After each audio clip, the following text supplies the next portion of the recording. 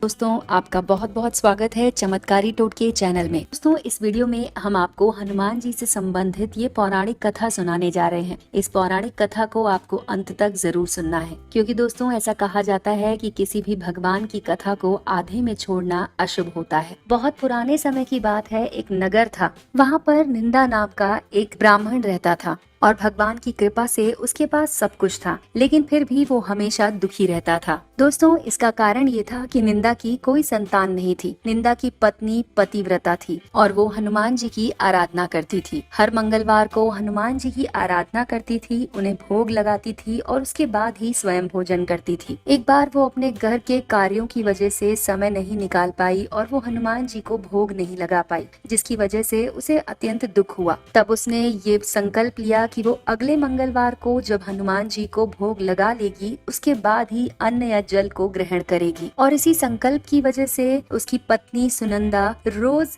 भोजन बनाती, अपने पति को भोजन करा देती, लेकिन स्वयं भोजन नहीं करती थी और मन ही मन हनुमान जी की आराधना करती रहती। इसी तरह से 6 दिन निकल गए और सुनंदा ने 6 दिनों तक कुछ नहीं खाया। 7वें दिन जब मंगलवार आया, भगवान के लिए भोग तो बना लिया, लेकिन वो 6 दिन का व्रत रखने की वजह से बेहोश होकर गिर गई। लेकिन ब्राह्मणी सुनंदा के इस तप को देखकर हनुमान जी अति प्रसन्न हो गए और वो प्रकट हुए। तब उन्होंने ब्राह्मणी सुनंदा को वरदान मांगने के लिए कहा। ब्राह्मणी सुनंदा ने जब हनुमान जी को देखा तो वो अति प्रसन्न हुई। अपने इष्ट देव को देखते ही वो उठ बैठी और अति प्रसन्न मुद्रा में हनुमान जी से उसने वरदान मांगा कि हे प्रभु, मेरे कोई संतान नहीं है, आप मुझे वरदान दीजिए कि मेरी संतान हो जाए। इस पर हनुमान जी ने उसे वरदान दिया कि उसे एक कन्या पुत्री की प्राप्ति होगी और जिसके कारण हर दिन घर में सोने की प्राप्ति होगी। ये वरदान देकर हनुमान जी अंतर्ध्यान हो गए। ब्राह्मणी सुनंदा अति प्रसन्न हो गई और उसने इस वरदान के बारे में अपने पति को बताया। पहले तो ब्राह्मण सुनंदा की बात सुनकर थोड़ा दुखी हुआ कि उसे कन्या की प्राप्ति होगी, लेकिन जब उसे पता चला कि उस कन्या की वजह से उनके घर में हर दिन सोने का भी भंडार भरेगा, तो इस बात पर वो प्रसन्न हो गया और उसने सोचा कि चलो इसी बहाने उसका दुख और दारिद्र्य दूर हो जाएगा। दोस्तों, इसके बाद हनुमान जी की कृपा से वो स्त्री गर्भवती हो गई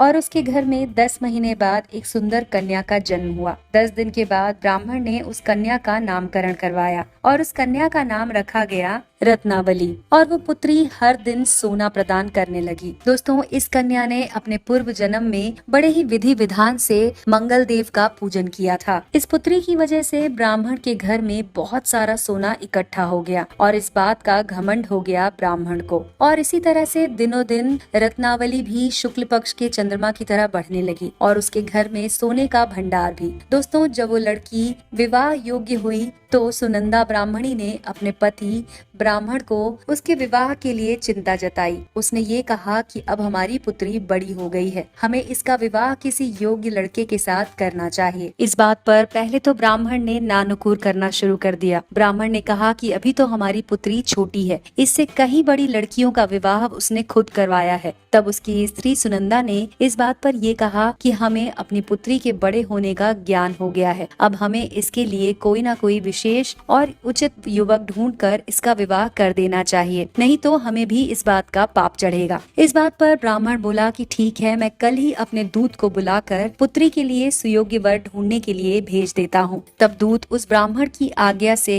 रत्नावली के लिए सुयोग्य वर ढूंढने के लिए अभी जो बम्बई शहर है उस तरफ गया। वहाँ उसने एक सुयोग्य ब्राह्मण पुत्र को देखकर इस बात की सूचना ब्राह्मण को बताई। ब्राह्मण दंपत्ति ने जब उस ब्राह्मण युवक के बारे में पता किया तो उन्हें वो युवक बहुत पसंद आया। तब उन्होंने अपनी पुत्री रत्नावली का विवाह उस ब्राह्मण युवक के साथ तय कर दिया। तब ब्राह्मण ने अपनी पुत्री रत्नावली का कन्यादान करके सोमेश्वर नामक उस ब्राह्मण युवक के साथ अपनी पुत्री का विवाह कर दिया। दोस्तों, उस ब्राह्मण ने कन्यादान तो कर दिया, लेकिन अभी भी उसके मन में रत्नावली के लिए लोभ बसा हुआ था, क्योंकि वो हर दिन सोना प्रदान करती थी। ब्राह्मण के मन में ये लोभ था कि अगर पुत्री उसके घर से चली जाएगी तो वो सोना उसको नहीं मिल पाएगा। दोस्तों, ये लोभ रूपी राक्षस उस ब्राह्मण के मस्तिष्क पर पूरी तरह से चढ़ गया था। उसके दिमाग में बस एक ही बात चल रही थी कि किस तरह से अपनी पुत्री की विदाई को वो रोक दे, जिससे कि उसकी पुत्री जीवन भर उसके घर में रहे और हर दिन उसे सोना प्रदान करती रहे। तब ब्राह्मण बहुत विचलित था और उसके मन में ये ख्याल आया कि अगले दिन जब सोमेश्वर उसकी पुत्री रत्नावली को विदा करके ले जा रहा होगा तो वो जंगल में छुप जाएगा और रास्ते में ही सोमेश्वर का वध कर देगा,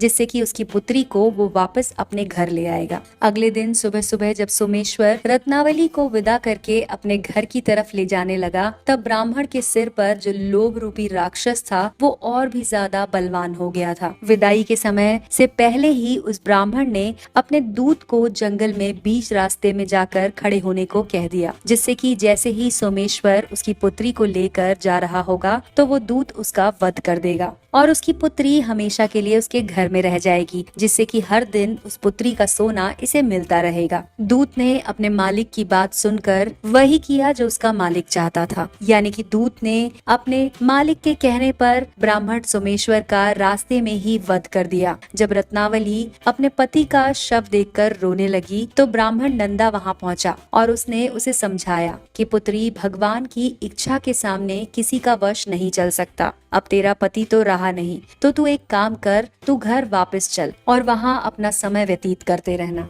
लेकिन रत्नावली इतनी दुखी थी कि उसने अपने पति के शव पर ये कहा कि हे पिताजी, जिस स्त्री का पति जीवित ना हो उसे जीने का कोई हक नहीं है, तो मैं भी अपने पति के साथ अपने प्राण त्याग दूंगी। मेरे पति की शैया पर बैठकर मैं भी सती हो जाऊंगी और अपने पति और अपने सास ससुर के यश को सार्थक करूंगी। लेकिन ब्राह्मण नंदा ने जब अपनी पुत्री के विचार सुने तो वो बहुत दुखी हो गया। वो सोचने लगा कि किस तरह से अपने पुत्री को मनाया जाए और घर वापस लेकर जाया जाए, और सोचने लगा कि ये तो बहुत ही बड़ा दुष्कर्म हो गया। उसे अपने जमाई के वध का पाप भी लेना पड़ा और उसकी पुत्री भी उसके साथ नहीं जाने को तैयार है। तो अब धन तो हाथ से गया ही, साथ ही जमाई के वध का पाप भी उसके सिर पर चढ़ गया है। जमाई के वध के कारण अब उसे नर्क में जाकर यातना भी भुगतनी पड़ेगी। इसके बाद सोमेश्वर की चिता बनाई गई। रत्नावली उसी चिता पर अपने पति का सिर अपनी गोद में रखकर बैठ गई। उसे भी सती होना था अपने पति के शव के साथ। लेकिन जैसे ही सोमेश्वर के शव को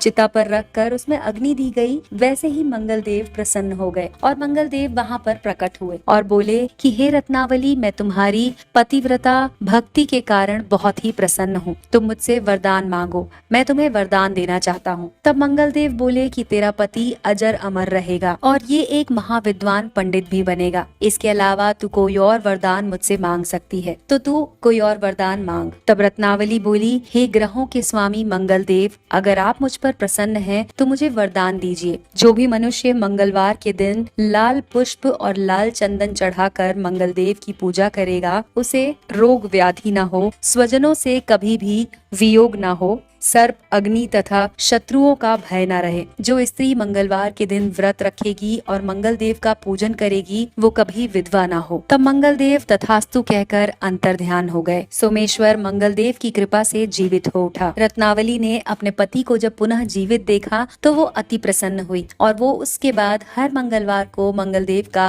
व्रत और पूजन करने लगी और मंगलदेव की कृपा से इस लोक में धन और ऐश्वर्य को भोगते हुए अपने पति के साथ स्वर्ग लोक को गई। दोस्तों, हम उम्मीद करते हैं कि आपको हमारा ये वीडियो बहुत पसंद आया होगा। इस वीडियो को लाइक कीजिए तथा अपने दोस्तों के साथ जरूर शेयर कीजिए। तो इस चैनल को सब्सक्राइब कर लीजिए।